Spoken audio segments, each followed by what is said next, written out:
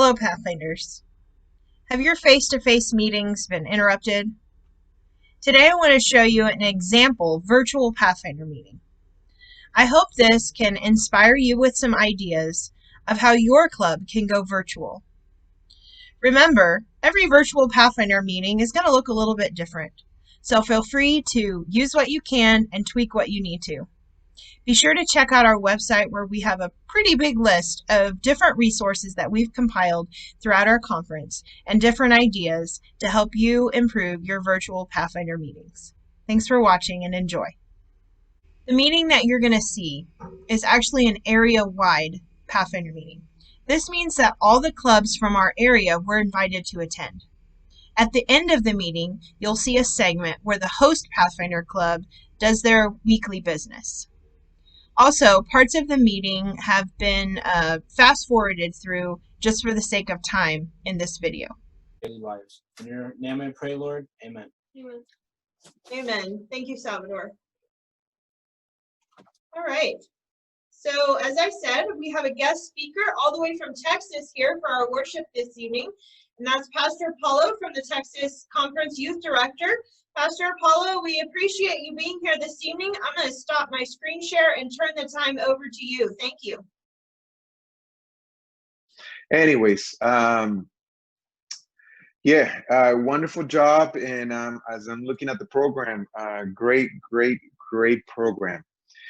But I was debating back and forth on what to share with you guys, and the more I think I'm leaning more towards the topic of friends, and we're gonna go over that with you guys. So let's have a word of prayer, just for the Holy Spirit to particularly guide our thoughts and concentration right now into what I'm about to share with you guys. Dear Heavenly Father, may your Holy Spirit reach us through this internet, and may we pay attention to what you want to say to us. I pray for this in the name of Jesus. Amen. All right, so it is friends. We all have friends, good friends, and some friends that are not so good. Thank you, Pastor. We appreciate you being here with us this evening. All right. So next on our agenda, we have Ryan and friends. Ryan, is that you here with us?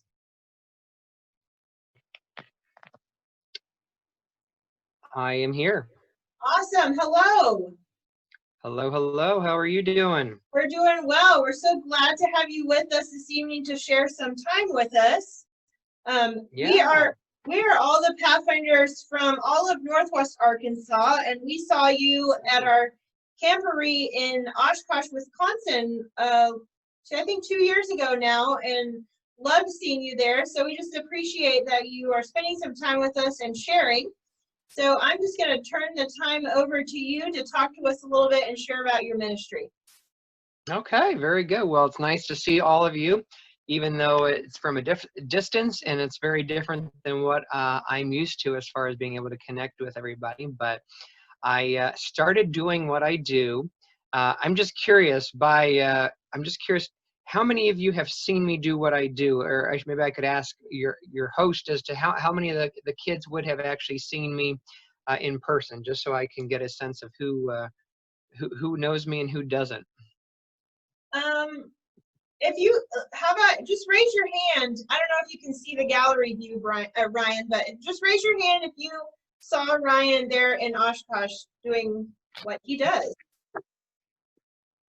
All right. I think it's probably a pretty good size amount of us.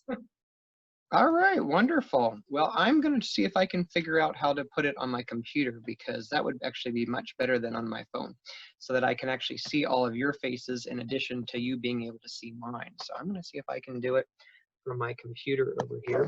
And if I can, that's going to be a little added bonus for me. If not, we'll just go with my phone, and that's fine too. I've done it this way. We've all used our phones and computers more for Zoom than we probably ever did in our lives. My guess is that most of us didn't even know what Zoom was a couple months ago. Anyways, so I started when I was 12 years old, and I always love making people laugh. And so when I was a little kid, I had all kinds of puppets. I had sock puppets, hand puppets, finger puppets, marionette puppets, you name it, I had the puppets. And so at age 12, my grandma told me there's something called ventriloquism, and perhaps maybe I would want to give it a try. And so I did. I went to my grandma's church, and believe it or not, I get to make some people laugh. And look at that. I think I got this working. I'm going to switch.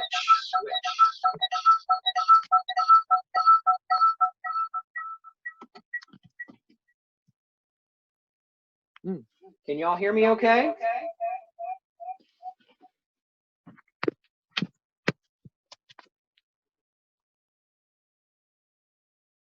Oh, there you are. All right. I would like very much to do it on my computer instead.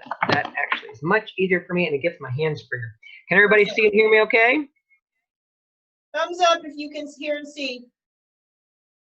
Awesome. Awesome. That's great. So I was about 12 years old when I got started, and I went to my grandma's church and did my very first show. And I was really excited because I got to share, believe it or not, the story of David and Goliath, which I got to do a little bit more of at the last Camboree. And so I had so much fun, and I loved being able to talk and tell people Bible stories.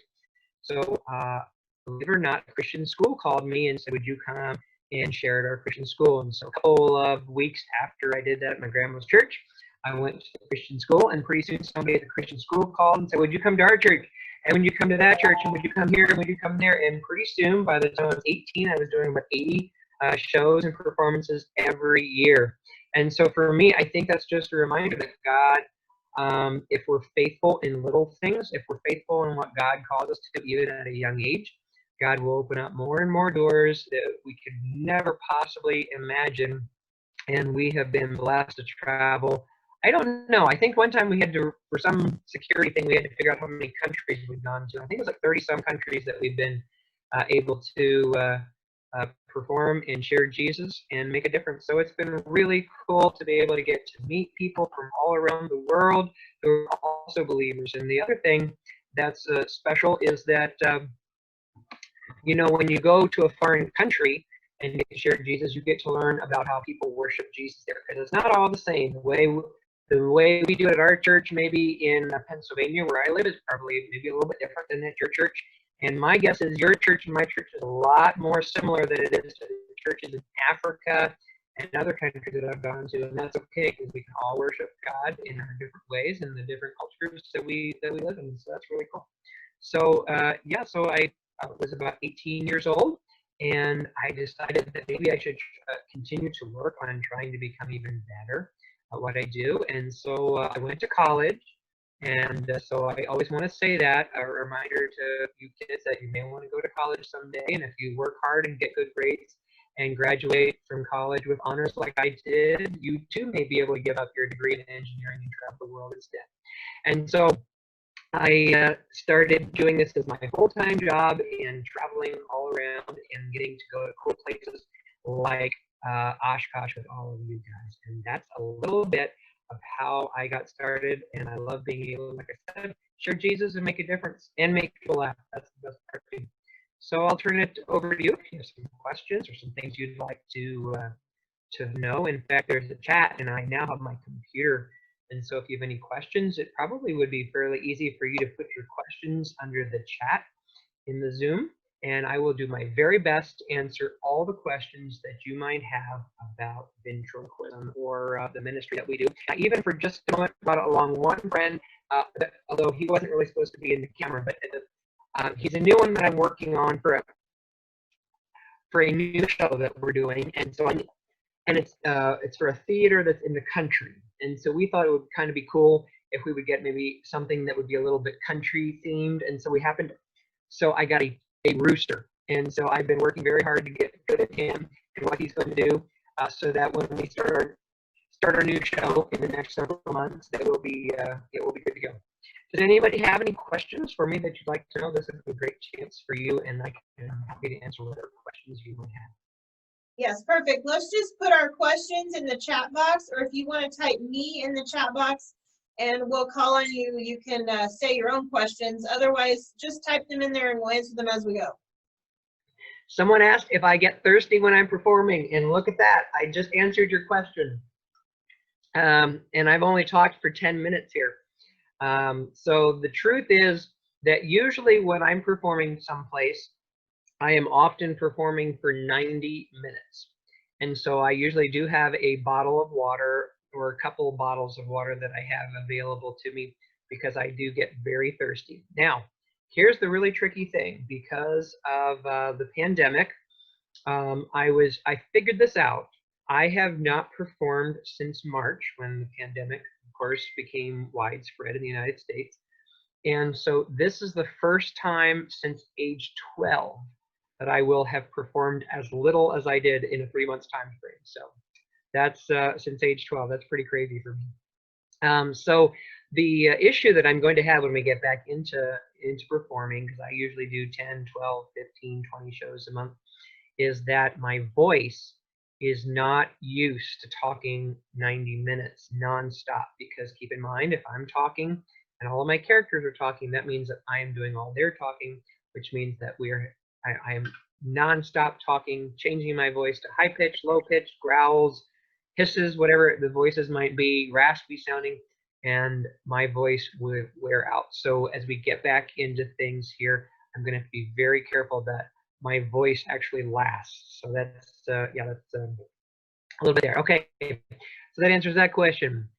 Let's see here. So how do you throw your voice? Okay, so throwing your voice is a little bit of a unique question. So ventriloquism is basically just sort of like a trick. It's making it sound like somebody else is doing the talking. So like, let's get my friend here, and his name is Randy the Rooster. And Randy, you want to say hey? Hey! And so, Randy, you doing okay? Yeah, I'm doing great. It's good to see you. Yeah, wow, that voice is not something you're used to making. That's true. I'm not used to making Randy's voice, at least for quite some time. So the trick, if you will, to ventriloquism is to try to not move your lips. I can see them moving right now. Oh boy, they are really moving. Well, I do have to try to keep my lips. How about if I put them really close, and then everybody can decide for themselves whether they are moving? They are moving. I can see them moving. They're not moving. I actually watched myself. They're not moving, okay? So first thing you have to do is try to learn to not make your mouth, your lips move, of course. And then the second thing is, of course, you got to have a different voice. So it wouldn't sound really great if he talked just like me. That would not be great. You know, they both have the same voice. That just doesn't sound very good. So it's more important that you have a high-pitched voice, low-pitched voice, a voice that's very different from yourself. Now, I believe you are all muted. Okay, so you can do this. Take your finger and put your finger over your lips, all right? And if you can see yourself, this is also do the finger over your lip, and give a nice smile, and say the word hi. Hi. Hey, they all did it. I'm looking. They did not move their lips. That's true. They did not move their lips. Congratulations, they are now ventriloquists. Well, that's kind of true. The problem is, if you were to say, I went fishing and saw a pink flamingo. Why would you go fishing and see a pink flamingo? It's irrelevant. Now I want everybody to do that. Put your finger to your mouth, and you're going to say, I went fishing and saw a pink flamingo. I went fishing and saw a pink flamingo. Now, the problem is, all those words like fishing and pink and flamingo and went all require your lips to move. And they're moving on big time. Congratulations, you're no longer a ventriloquist. Okay, that's the problem. So, so there's a little bit of problem in all that, is that your lips do move. So there's B's, P's, M's, F's are all words that you have to move your lips. And so once you're a ventriloquist, you have to learn to keep your lips still, and so you have to learn to say those words in ways that you don't move your lips. And that takes quite a bit of time. So People ask me to give private lessons. I would love to, but my schedule's a little bit too busy. So I actually made a DVD about how to do all the different voices, the different sounds, and how you can do it at home. And if you want to look that up, you can see on our website, ryanandfriends.com. You can see all the different voices, but it's actually quite, you have to take a lot of time to practice. I practiced for about 2 years till I got decent, and then of course I keep on getting better and better. All right, so that was really good. Is it hard to do puppet voices? Yes, it is. You tried talking for a chicken. Well, that's true. Yeah, so there's different voices that are much harder. So for me, just because of where my normal voice is, my normal is like here, high. So if I have to go way up here, that's very hard on my voice. Or if I go really down low, that's hard on my voice. Like if I get kind of a raspy voice. It is embarrassing. When the further range that I voice, the harder it is. But the cooler it sounds to have voices than mine. So it's a little bit hard to have different voices. I have about 8 to 10 different puppet voices that I can do. All right. What words do you have trouble with? Oh, that's a good question. What words do you have trouble with? Double B's. So like Bob. Bob is one of my worst words because so I don't like to call on people from the crowd named Bob, because that's a hard one to do, because you gotta say Bob. It's one syllable. If you have 2 or 3 syllables, it's much easier to do, but you gotta do one syllable. Bob. Bob. Yeah, there you go. Been there, done it, don't do it again. Exactly. All right. Do you ever mess up and use the wrong voice? Yes, he does all the time. No, that's not true. So, a long time ago, in the middle of my show, I totally messed up. And I had 2 puppets. I had one on this hand and one on this hand. And I messed up the voices. And it was so, hilarious because they were having the wrong voice. I decided to make it even funnier, and then I switched my voice too. And so if you go on YouTube, on our website, even I think there's a little clip of me with 3 different voices, my 2 puppets and me, and we all have the wrong voices. One has my voice, the other has one of the other voices, and so it's actually quite a funny bit. And if you ever come to a live show where I do a full-length performance, you will see me switching up my voices, where we all 3 have the wrong voice. That's pretty fun. Let's see here. Can I get an autograph? Yes. Here, just a second. Yes. There you go. All right. Done. How many puppets do you have, and which one is your favorite? Okay, I have about 10 different puppets. I use about 5 or 6 in an average show if I'm doing like a 90-minute performance. And I have one that is my favorite. His name is Jeffrey. And Jeffrey's not a puppet, he's a ventriloquist doll or a ventriloquist dummy. And it's really cool because the puppets, you just put your hands inside all of them. So the ventriloquist doll actually has a rod inside of him. And if you turn the rod, that turns his head. And then on the rod, there are all kinds of strings. And so if I turn the different string, if I pull this string, that opens his mouth. If I pull this string, maybe that makes his eyes move back and forth. He can move his eyes, he can wink, he can blink, he can wiggle his eyebrows, and he can wiggle his ears. And it's pretty fun and pretty cool. So he's my favorite, and I've had him for a very long time. And I got an artist friend to detail him. He has all the way down to little lines, creases on his fingers, and he's pretty detailed. He's pretty cool. So whenever I do a DVD taping, usually I get him pretty detailed, so he looks pretty cool. All right, I'm going to try to do 1 or 2 more. Are you on a timetable? Because it looks like I'm just about up on my time here. So you tell me if you want me to quit or if you want me to try to take 1 or 2 more questions. No, you can continue. We have like 5 to 10 minutes more. All right, sounds good. So I have about 10 different puppets. I have a little boy that I mentioned. His name is Jeffrey, and I've got a grandma and grandpa. There's the ones I switched the voices with. I've got 2 different birds, a parrot and a rooster. I have a lion who you have seen possibly at the Camboree 6 years ago, named Chico the lion. And he came and he was the kind of the main character in Daniel and the Lions. And then this year or this past year, they wanted a sheep. So we had Lily the sheep, who was to go with David and Goliath. And so I have Chico. And I have a skunk character. And I've got a couple of ones as well. Yep. All right. Ventriloquism is similar to voice acting. It is. Like it's basically like doing voiceover work, and I've actually done some of that, which is really fun. But the main difference is that it doesn't matter what my lips sound like. So let me give you an example.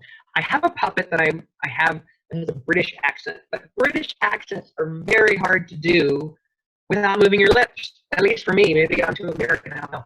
So like I had no trouble at all. And I was doing a British accent. I had no issue at all. The issue is that you see my lips moving extensively while I'm doing this. And so to try to do those same sounds without moving my lips, I had very, very hard. So I've had to work pretty hard on trying not to move my lips when I do a British accent.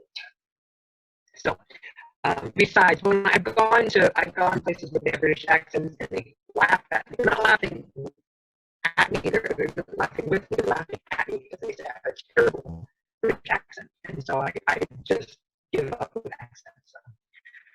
All right. Do you have videos of yourself that we can see your purchase? Yeah, RyanandFriends.com. We have full-length, professionally produced 5-camera shoots, big crowds, like 1,000 that we taped them, and it's a lot of fun. And you can see a bunch of my puppets, and some of my most requested stuff is in full-length. So RyanandFriends.com. You can grab them. That would make me great. That would be making me very pleased because, quite frankly, all of my shows have been canceled. So that would be very nice of you. Thank you.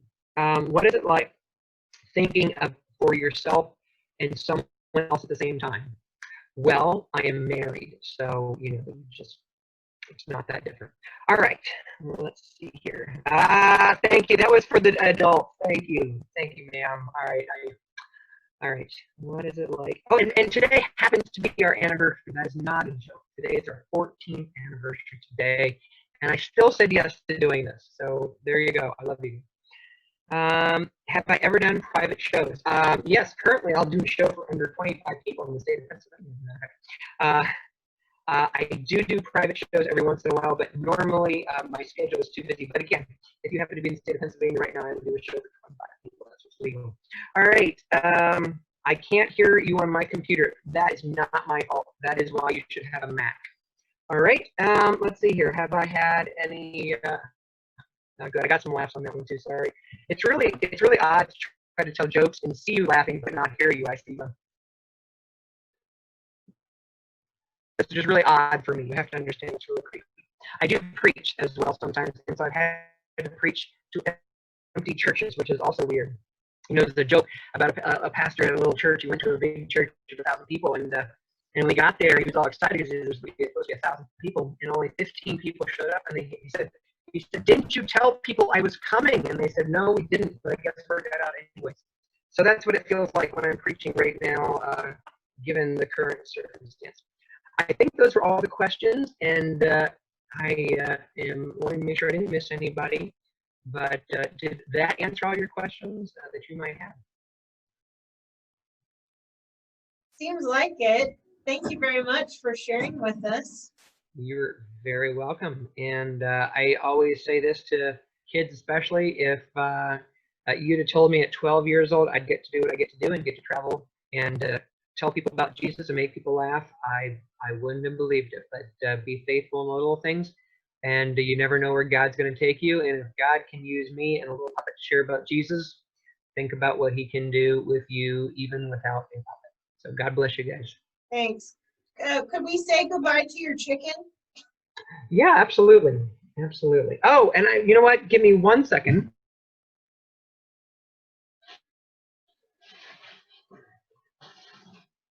One.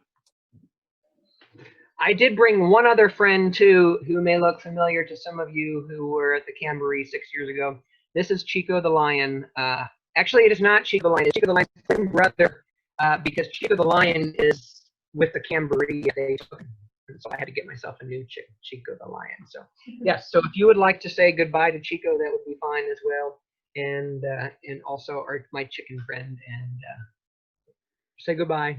Hi, see you guys. All right, that's Chico. And then Randy, do you want to say hi? No, we're not. Sorry, I apologize. This is a bad time for us. So yeah, just look at the camera. No, not over there. It's over there. No, not here. Right there. Look there. No, here. Right there. See? Yeah, that's what, no, don't, no, stop. Just look. That's where you're looking. Oh, okay, right there. No, there you go. That's exactly right. And you're good. No, look, continue looking there so we can say goodbye and wave to, yeah, keep right, and we'll just hold you still, and that'll be just fine. And all right. Let's all wave goodbye to Ryan and Randy, I think. Yes, there you go. Thank you. You're very welcome. God bless you guys. Take care. Okay. Bye-bye.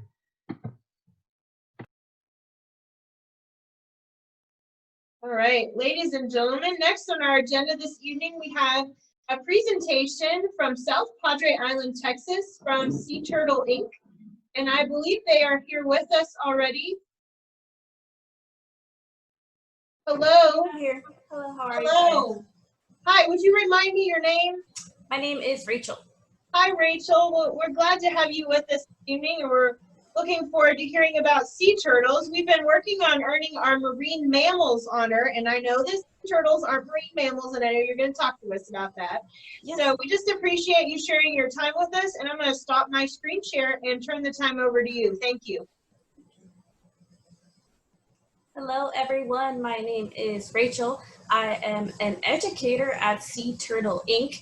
Sea Turtle Inc. is a nonprofit organization and Sea Turtle Hospital in South Padre Island, Texas. So today we're going to be talking about the life cycle of a sea turtle for a little bit. So we're going to go over turtles and a lot about turtles, a lot of information. But at the end, we have a special treat because I'm actually going to walk downstairs. I'm right above our Sea Turtle Hospital and show you some of our patients. So you're actually going to be able to see some of the turtles we have here at our facility. So I'm really excited. I'll be asking you some questions along the way, so you can answer them in the chat function, but please feel free to type in there as I'm going along and I can stop and answer your questions. I see one of you says you like turtles. I like turtles too. Let me go ahead and bring up my screen. Oh. See. Could you give me the go ahead to share my screen? I think you might have to give me that. There we go. All right. So, as I mentioned, I am in Texas. I'm actually at the very tip of Texas, so we're actually super close to the Mexican border. We have some nesting turtles that actually nest right here in Texas and Mexico. So a lot of our turtles are residents of our area, but also other countries like Mexico and in Central America. So as I mentioned, we are a rescue center. So we rescue, we rehabilitate, and we release sea turtles. We also have a lot of other cool programs. For example, we're currently in nesting season. So right now, all of the mama turtles are coming up on our beaches and laying their nests. And we do hatchling releases throughout the summer. I'm actually going to show you some really adorable photos and videos of some hatchlings in a couple of minutes. So I'm really excited about that. Now, before we get started on the topic of the life cycle, there's a few basics I wanted to cover. That way we're all on the same page about turtles. This will also be helpful so you learn more about other marine animals, right? So mammals versus sea turtles, who are reptiles. So we're going to go over some of that information really quick. So first, what is a sea turtle, right? Some people are kind of confused by this animal. I think they're very adorable looking creatures, but it is kind of interesting to think that there are animals that weigh hundreds and hundreds of pounds in the ocean that are reptiles, right? Because a lot of the time when we think of marine animals, we think dolphins, sea lions, sharks, but sea turtles are actually reptiles, and there are a few characteristics of reptiles that are really important to distinguish them from other marine animals. So first, they do have a spine, which is similar to mammals, right? So we have a spine, we have the vertebrae right here, and they also have that. Now, when you look at their shell, it's actually really interesting because their spine's directly right here, kind of following the line here of their shell, and then they have ribs right here. And then those ribs actually house their lungs, which is another part about sea turtles that a lot of people don't think of, right? Is that they have lungs, so they're actually using those lungs to breathe air, just like us. They also lay eggs. Now, where they lay those eggs is really important because they lay their eggs on land. Amphibians, right, they lay their eggs in the water, but sea turtles actually lay their eggs on land. So this mama is a Kemp's Ridley sea turtle. Kemp's Ridley sea turtles are the most endangered sea turtle species in the world, and they're the ones that actually happen to nest right here on South Padre Island. So this photo is actually of a mama during the nesting process. So she's actually about to lay her eggs. As I mentioned before, they also breathe air. So when I take you downstairs, you'll see all of our little turtles have to come up every few minutes to actually take a breath. So whenever they're underwater, they're actually holding their breath. Loggerhead sea turtles, which we have one loggerhead sea turtle at our facility, they can actually hold their breath for hours. So some have been recorded holding their breath for 8 to 10 hours. Imagine that. Imagine holding your breath for 8 to 10 hours. It's pretty crazy. We have some resident sea turtles at the facility that are over 200 pounds, and those turtles are usually underneath the water for about an hour or so before they come up for air. But the ones I'll be showing you, if they're being active, they're usually having to come up every couple of minutes to take a breath.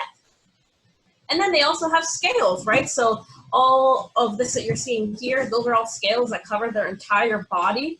The turtles you'll be seeing today are Atlantic green sea turtles, so they're not chem-friendly like this one. And the scales are really, really easy to see. So you'll see how beautiful that scale pattern is when I take you downstairs.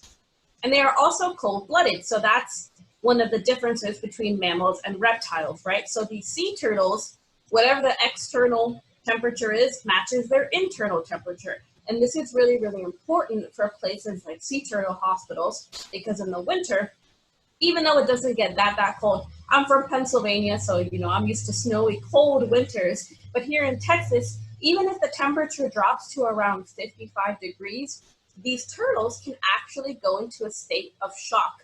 So every winter, we have to monitor the bay temperature to make sure that there are no turtles that are actually going into a state of shock from the temperature. In a typical year, we only have about 50 to 70 patients total. And during these winter months, if we get cold stun events, we can get hundreds of sea turtles in just a couple of days. So it's pretty overwhelming, and that's why temperature and knowing that they're cold-blooded is really important. Something else to know about sea turtles is the importance of their anatomy. They are built for the oceans, right? So we're going to go over different parts of their anatomy and how they are important to their function. So they do have, of course, a shell, which is what most people usually recognize when they see a sea turtle. Now, sea turtles will have the same shell for life, right? So the same shell from a baby to an adult, it just grows with them as they age. Now, I'm curious to know, do any of you know what the top part of the shell is called? Do any of you have any idea? Even if you have a guess, I would love to know. Any guesses? It's kind of a crazy sounding word, but I'll teach you it if you don't know. That's okay. Outer shell. Outer shell. Yes, so it's actually called the carapace, which is what we call the outer shell. So I want you guys to remember that word. When I take you downstairs, I'll see if you guys remember it. So the top part is called the carapace. The carapace. And the bottom part is actually called the plastron. So they do have a shell on the bottom part of their body as well. It's kind of strange looking as it kind of connects to the other parts of their body. But this is the skeleton of a sea turtle, and you can see they have very prominent bones all over their body. But the top part is the carapace, and the bottom part is the plastron.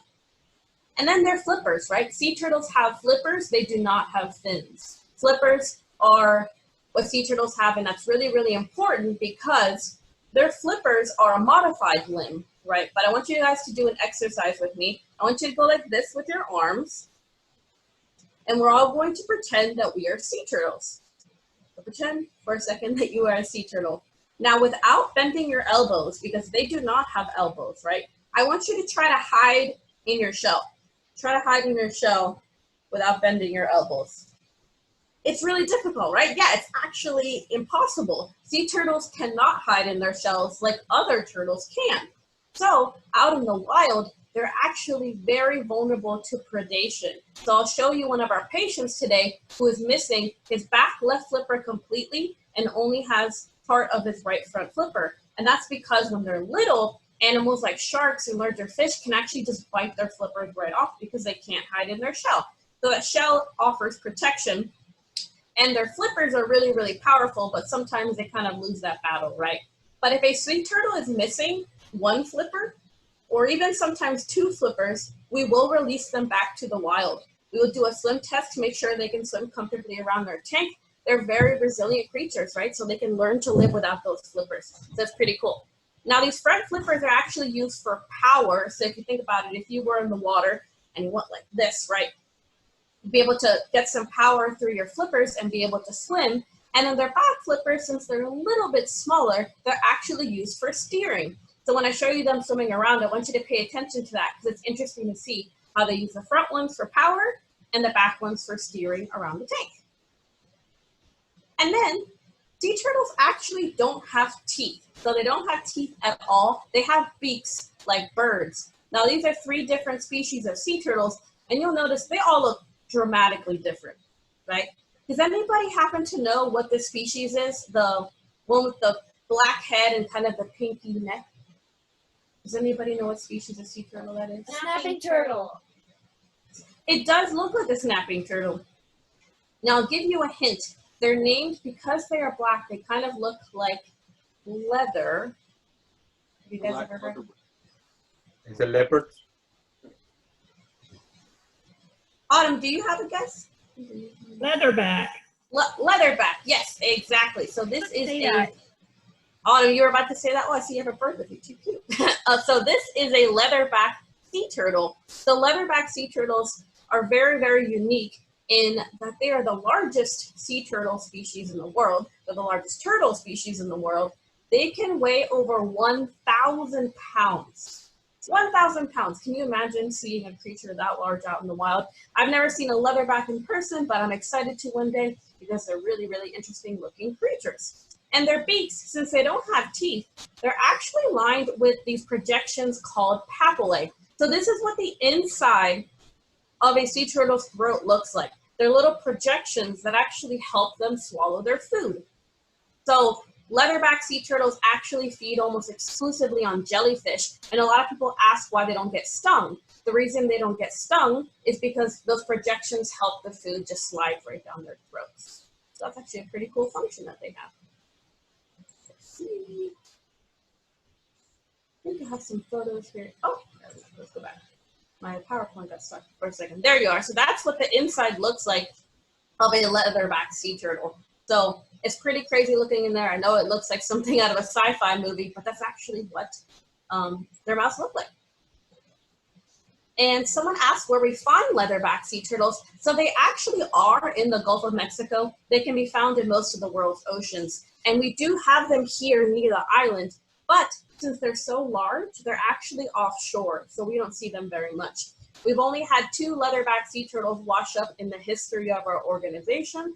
The last one was about 2 years ago. It washed up, it was around 500 pounds, but it had a boat strike to the head, and that's sadly why it washed up. But yes, we can actually find them in the Gulf of Mexico. Fishermen who are out there offshore actually see them from time to time. A couple weeks ago, we actually saw a picture of one. They're very, very cool looking creatures. Big question. And then something else that's super important about sea turtles is their salt glands, right? Because they're out in the ocean, so they need to be able to process all that salt. When you're looking at their skull, their eyes do go right here on either side, but this is what it looks like from the back. And you'll notice, you see how large that space is? It's because their eyes and their salt glands are both in that same spot. So their salt glands are very, very large. And what they do is they filter out all the salt in their body. So they need to be functioning properly. Otherwise, the turtles cannot hydrate. But I want you guys to do an exercise with me too, because there's another little hole that we have here in the skull that I'm going to tell you what goes in there. And it surprises a lot of people. I want you to go like this with your hands. So this is about the size of your brain, right? So we, as humans and a lot of mammals, have pretty large brains, about the size of both of your fists together. Now I want you to wiggle your thumb like this. That top part of your thumb, that's the size of a sea turtle brain. So sea turtle brains are only about the size of a grape. They fit in this tiny hole right here you see in the middle of this photo. So you're talking about an animal that can weigh hundreds and hundreds of pounds, but their brains are only the size of a grape. Now, I think they're very big innocent creatures, but you can see that's why they run into trouble out in the wild, because they can't tell things like plastic apart from their food, right? So sea turtles, unfortunately, feed a lot on trash because they can't tell the difference between their food and carpets. Now there's actually a photo of a turtle. Sometimes when they come up on land, people think that they're crying, which it does look kind of sad like they're crying, but they're actually just excreting out all that salt. So if you've ever seen a photo of a turtle with like little tears coming from their eyes, that's actually them excreting out the salt. So you're seeing their salt glands function in person. And then the last thing we're going to kind of talk about relating to sea turtles is how to tell if they're a boy or a girl. This is just kind of a cool tip for the rest of your life. If you ever notice a sea turtle with a really, really long tail, that is a male. So all the males have long tails. It rhymes, so it kind of works that way. And then the shorter tails are all the females. So if you've ever seen a sea turtle out in the wild, or if you've been to an aquarium or someplace like that and seen a sea turtle, if they have a really long tail, that's a male, and a short tail is a female. I'd love to know if any of you have ever seen a sea turtle in person. Let me know in the chat box. I'd love to know. The first sea turtle I ever saw in person was at the National Aquarium in Baltimore, Maryland. That's where I saw my first sea turtle. So I'd love to know if any of you have seen them in person. And so here we reach the part about the life cycle of a sea turtle. So all those things we talked about are really, really important because they determine how these sea turtles function throughout their life. So we're going to talk about the full process here today. So first, the mamas are going to come up on the land, right? So we see the mamas right now during nesting season come up to the dunes. They're going to find a cozy little spot in the dunes, and they're going to lay their nest. So that kind of cavity you see in this photo, that is the shell of a mama dropping her eggs into the sand. They dig that hole themselves. So their flippers are so powerful and they use so much energy to dig a hole about this deep. So from my elbow to the tips of my fingers, that's how deep the hole is. Pretty crazy to imagine that they're able to do that. And each time they lay around 100 eggs. And our Kemp's Ridley sea turtles will do this 2 to 3 times per season. So I could be a Kemp's Ridley mama. I come up in April and I lay 112 eggs. And then I'll come back in June and I might lay 98 eggs. And then I might even come back a third time and lay like 87 eggs. So they're pretty busy during these summer months and they're laying hundreds of eggs at one time. Now the mamas will never return to that nest. Once they lay them, those babies are on their own. It's a very different strategy than we have, right? So for us, we have few children and take care of them for life. But for sea turtles, they have hundreds of them at once, but they don't take care of them at all. So we actually do collect all of these nests because there are way too many negative factors out there on the beach that affect these nests. On our island, we can actually drive on the beach, so we don't want people running over these nests or running over the hatchlings. And there are predators like coyotes and feral cats, things like that, that would eat these eggs. And since these are all endangered species, we actually move all the nests to a corral facility that we have here on the island. So you'll be seeing a lot of photos and footage of hatchlings, and that's from us because we protect these nests from start to finish. Let me know if you have any questions along the way. So they're in the sand for about 45 to 55 days, kind of 40 to 60 is the range that we use for Kemp's Ridley sea turtles. So we will monitor them. And once they start getting close to that 40-day range, we will actually camp out in our corral facility and we'll wake up every few hours to check on these nests. What we're looking for is a drop in the sand. As I mentioned, the cavities are about this deep, right? So once they start hatching, the sand kind of drops, and then we'll wait for the little noses to poke out. Now, to tell you a story about just how unpredictable sea turtles can be, my first night on corral duty, I was there and I saw a little nose poking out. So I got really, really excited because for other species, usually about an hour or two later after that, the rest of the hatchlings come up.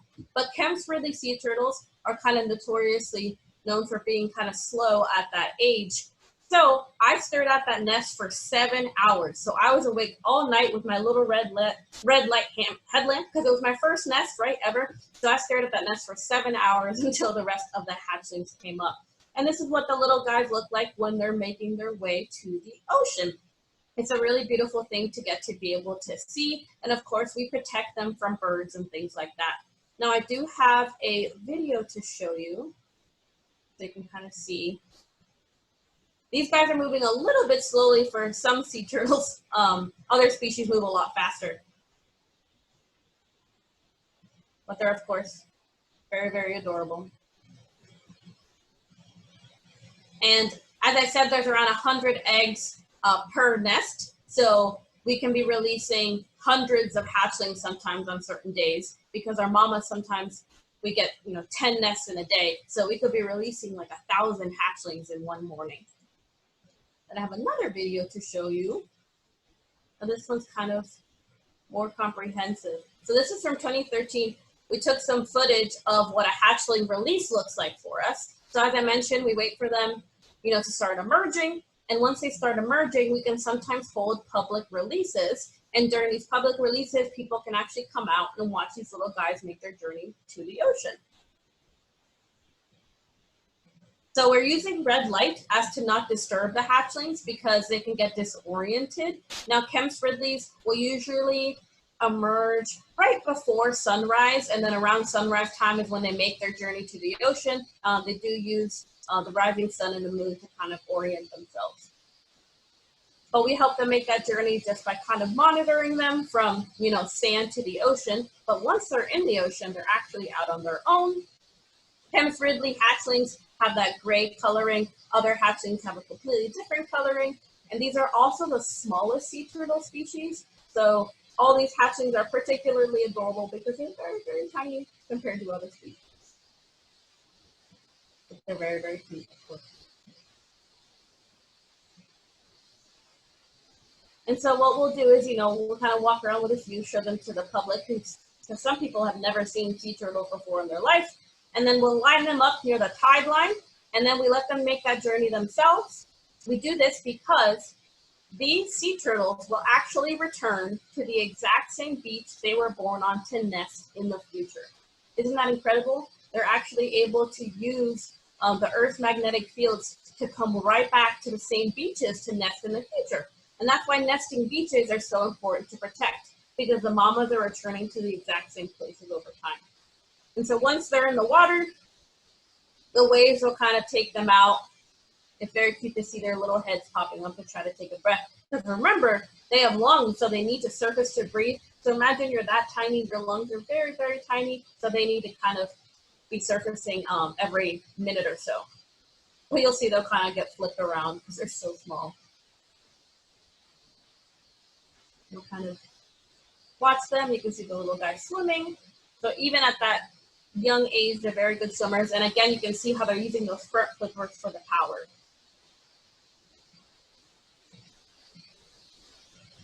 So a very beautiful thing to get to see. Sometimes a few of them are a little slower than the others, but we patiently wait for all of them to make that journey. Our nests currently are still incubating, so we're expecting our first nest in, actually, I guess mid-June, so we're getting really close to the first of our hatchlings to be born, so we're really excited here on our island. But yes, that's what the kind of process looks like when we release them. And then once those hatchlings are out in the ocean, what they do is they kind of find these floating habitats of algae. So there's a type of algae called sargassum, which there's a sargassum sea, if you've ever heard of it. And this algae floats in huge masses, and hatchlings will actually float there for a couple of years. We call them the lost years because we don't really know exactly what they're doing. But if you think about it this way, if you're this small and you're just floating out in the ocean, it's really easy for sharks to see you or any other kind of predators to see you. But if you're floating in the sargassum, you're offered protection, and they can eat whatever little critters they find in there. So it's a really great habitat to help them survive. So they're there for about 1 or 2 years until they're strong enough to kind of swim on their own. And at that point, they will actually move to different locations. So these are them entering their juvenile stages. So that's kind of a huge range only because certain species mature at different times. But the turtles you'll be seeing today, almost all of them are between 2 to 5 years old. So they're in that juvenile stage. Now, Atlantic green sea turtles, which is what you see in this photo and what you'll be seeing today, but they're also the ones that were in Finding Nemo, the green sea turtles. Those are all green sea turtles. they actually come to South Padre Island at this juvenile stage to eat, because we have a ton of seagrass because our bay is so shallow. So this group flocks to this area to eat after those years of floating in the sargassum, and they're here, and that's how they end up here at our hospital. We do have 5 species of sea turtles that we find in the Gulf of Mexico, but we mostly get Atlantic green sea turtles. And after that stage, they're kind of, just growing and eating, and depending on the species, they're in very different habitats. So hawksbill sea turtles love to eat sea sponges, so they hang out near coral reefs. Our Atlantic green sea turtles love seagrass, they love algae, so they'll hang out different reef systems or close to shore. Loggerheads, because of their diet, they're a little more offshore. And as I mentioned, leatherback sea turtles, which are those huge ones that love eating jellyfish, will be a little further offshore. So depending on what species they are, they're kind of in different habitats. But once they're adults, they can range, from a couple hundred pounds to leatherback sea turtles, which are over 1,000 pounds. Atlantic green sea turtles, which are the ones you're seeing today, can grow to around 500 pounds. So still very, very, very large. But at that age, they're able to, migrate to different habitats, and they're able to come up on the beaches for nesting once they're ready. And this is a chem-friendly sea turtle actually coming up on the beach. You can see the tracks behind her. So that's kind of the last stage of their life cycle, but these mamas will actually continue nesting for the rest of their life. So if they start at 15 years old, they'll do that for the rest of their life. And some of these sea turtles can actually grow to be over 100 years old. So they can grow to be pretty, pretty old. So that concludes the PowerPoint part of this presentation. So in here we have Buddy. Buddy is an Atlantic green sea turtle, just like all of our other patients. He came in because he was stuck in the rocks at the jetties. So turtles get stuck at the jetties because, if you remember, I said they love feeding on seagrass and algae. So they're just there eating, and then sometimes when a heavy wave comes through or the tide goes out, they'll get stuck. Someone asked how sharp is their bite. It's really, really sharp. So loggerhead sea turtles actually have a bite force equal to an alligator. So they have really, really sharp bites. I have been bitten by some of our patients before when we're giving them things like medications, and it really does hurt a lot. And here we have LT Gray. He decided to come join us. He was also stuck in the rocks at the jetties. What percent make it to adulthood? So actually less than 1% of all hatchlings make it to adulthood. It's a very, very low percentage, but that's why those mamas are having, hundreds of eggs each summer. Crested sea turtles live over 150 years old. Is that true? So there have been some sea turtles that have been known to live over 100 years old.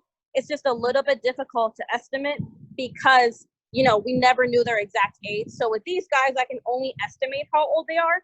So I can say 3 to 5 years old.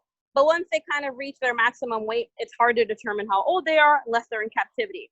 This is Serectus, that turtle I mentioned earlier.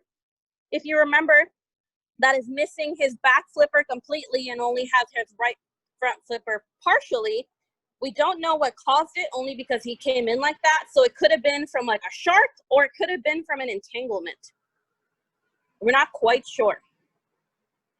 Are their eggs soft or hard shelled? They're actually very leathery, so they're pretty soft. They do get harder when they're underground, like they kind of calcify and get a little tougher, but they are in general pretty soft. They feel and look just like ping pong balls, actually. So if you've ever felt a ping pong ball, that's exactly what the eggs look and feel like. Will they be released back to the wild? Yes. So all of our patients here are just receiving their treatment, and then once they're ready, they'll be released back to the wild. So you can see LT Gray has some markings there on his back. Now I do have a special treat for you guys. As you can imagine, working at a sea turtle hospital is a 24/7 job. So actually currently, we just got called in to the clinic because we have a new patient. So we just got in a brand new patient. Our vet tech is in there right now doing the intake. So I'm actually gonna show you this. It's kind of a behind the scenes look because it's not very often that we get new patients during these virtual field trips. I'm actually really excited to show you this. So let's see what they're working on. So here we have our newest patient. Nina, can you tell us this patient's name? Oscar the Grouch. This is Oscar the Grouch. And what happened to Oscar the Grouch? He was entangled in fishing line, which I will show you in just a second. He's entangled in fishing line around this left front flipper. You can kind of see some bruising here, which indicates that that was probably on him for a little bit. And then he actually has a hook site right here in his neck as well. Poor little guy. Well, thank you, Nina. We just figured we'd come in and see the new patient since we were Yeah, here. no problem. And this is actually the fishing line, the fishing gear that was wrapped around his front left flipper. Oh, wow. Yeah. So as I mentioned, it's kind of a 24/7 job, and our vet staff does a great job of taking care of these animals because they come in, you know, at very different times of the day. Sometimes they come in at 9 a.m. Sometimes we get a patient like today at 7 p.m. So pretty cool to get to see that. All right, well, thank you so much for having me. I really had a lot of fun. I hope you learned a lot about sea turtles. Sorry I had those connection issues, but I'm glad I was able to switch to my phone and be able to talk to you all. So thank you so much. I had a wonderful time. If you want to learn more about sea turtles, you can actually access our website or anything like that, our Facebook. We have a ton of educational videos and content on there. We also uploaded some activities to our website that we created for people to learn more about sea turtles. Right. Oh, last, do we have birds? We do not have any pet birds, unfortunately. Just lots of wild birds. Well, thank you very much for sharing some of your time with us. It was really neat to get to see those turtles swimming around, and we appreciate your expertise and for being here with us this evening. Of course. Thank you all so much. I hope you have a lovely, lovely day. Let's wave our thank yous. Bye. Bye. Bye. All right, ladies and gentlemen, I want to thank you for joining us this evening. I have a couple things I wanted to remind you about before we say goodbye. To complete the Marine Mammals Honor, you can complete the 7 daily tasks that were posted on the club social media or in this event in the event page for this, or if you need more information about that, you can contact me or contact Miss Beth, your area coordinator, or ask your club director. Also, I just want to remind you that Camp Yorktown Bay is offering virtual summer camp this year, June 22 through 26. That's the last full week of June. It's going to be pretty exciting, so I encourage you to check that out. It's free, so what's better than getting to do some things with the Camp Yorktown Bay staff this summer, and especially for free. If you have any questions for that, you can ask your club director, or there's information on social media. All right, does anybody have any last questions or comments before we say goodbye to each other this evening? If you do, I'll just pause here for 1 second to allow you to type into the chat box. From Doss from Mountain Home, go ahead with your question. Go to closing prayer, and we have Isaiah Cruz from the Bentonville Club who's going to do our closing prayer. So Isaiah, if you'll go ahead and get ready for that. I want to remind the Bentonville Club members to please remain on the call for our own personal club business. If you want to stay and observe that, you're welcome to. Otherwise, after closing prayer, we'll say our goodbyes to everyone that's not from Bentonville. Isaiah, are you ready? Yeah. Go ahead, sir. Dear Jesus, thank you for another day of life. Thank you for letting us be together in this virtual Zoom, and please let us do it again. In your holy name, amen. Amen. All right, ladies and gentlemen, thank you again for joining us this evening. We're going to say goodbye to anyone that's not from Bentonville that wants to log off. And then those of you in the Bentonville Club, we're going to continue on to our business here. Just shortly, we're going to give everyone else a chance to jump off. Now you're going to see the segment where the host Pathfinder Club does their weekly business. These are the things that they do on a week-to-week basis that are more focused just toward their club. Hello, everyone from Bentonville and whoever's left. We're going to do our letter writing outreach now. During the outreach segment of their meeting, this Pathfinder Club is writing letters to different members of the church. So during this time, they'll go through and assign each person a new address, different from what they had for last week, and they'll write a letter to that person throughout the week. That one.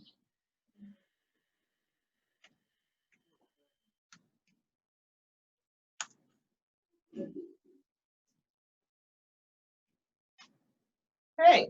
So while you are typing your friends in the chat box, actually, we're going to come back to that. I'm going to go here while we're doing points. I know that Salvador and Autumn finished the Marine Mammals Honor online, so that's 15 points for them. And maybe Isaiah. Isaiah, did you finish yours up this afternoon? I know you posted some more things. We all finished it earlier. Okay, that was all three of you? Okay. And and all three of the cruises also, Miss Beth. Okay. Okay, sharing time. Here's the question. Describe the best vacation you have ever been on. Mr. Stevens. Man. Oh yeah. Hello. How about Gabby Schluter? What was your best vacation ever?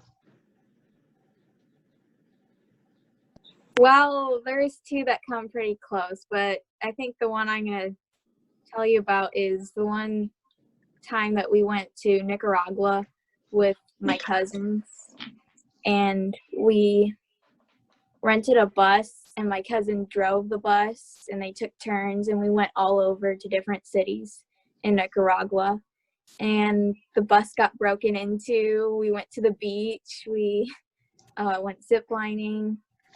It was a lot of fun. Sounds like it. How about you, Micah? Do you have one that you want to talk about?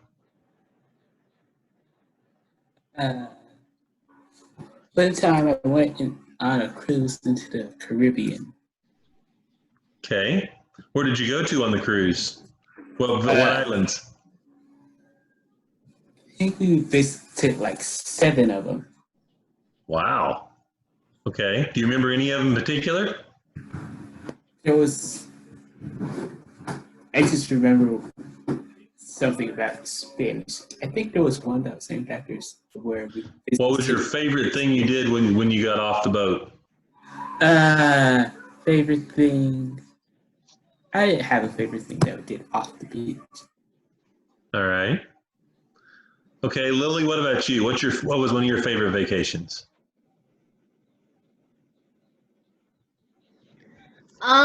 My favorite vacation was probably I went to Hawaii. I went to Hawaii, and pretty much I enjoy filming, so I got to do filming there, and it was cool it was really cool over there, so. All right. I'll let you guys go on from here. Thank you, Mr. Thanks, Stevens. everybody. Thank you. Mm-hmm. All right, so we already did that. Our next meeting is going to be in 2 weeks. That's Wednesday, June 10th. So you have 2 weeks to get your letter written this time. Also, more good news. We're going to go back to Sulphur Springs, and we're going to offer a curbside Kids Day. So we're still going to do the second, fourth Sabbath. It's going to be from 2 to 3 p.m. And what we're going to do is we're going to stand on the curb, and we're going to hand out snack packs just like we were. And we're also going to hand out activity packs with different Bible activities and things for kids to do. So it'll be all to go. You'll just stand on the curb and hand these things out. Well, you can all unmute yourself now, and it's time for us to pray. I'm going to wait for all microphones to be unmuted. We'll say our prayer. We'll see you in 2 weeks. If you didn't get the Marine Mammals Honor finished online, you can still do that. You can still get your 15 points. Just post that, and I'll keep an eye on it if you want your points. Mail your letters, post your selfies. And Mike, unmute yourself so we can pray. Alan? Okay, on the count of 3, everybody bow your heads. 1, 2, 3. May the Lord watch between me and thee, how we are absent one from another. Amen. Bye, guys. Bye. Bye. Thank you, Miss Audra. Thank you, Miss Beth. Thank you. It was great. Miss you all. It was a lot of fun. Bye. Miss you all. Bye. Bye. Bye. Bye. Bye. Bye. Bye. Bye. Bye, Aguilars. I hope this helps inspire you or give you some ideas about how to do your virtual Pathfinder meetings. Please check out our website where there are many more resources and ideas that you can use or tweak. God bless you in your ministry. Thanks for watching.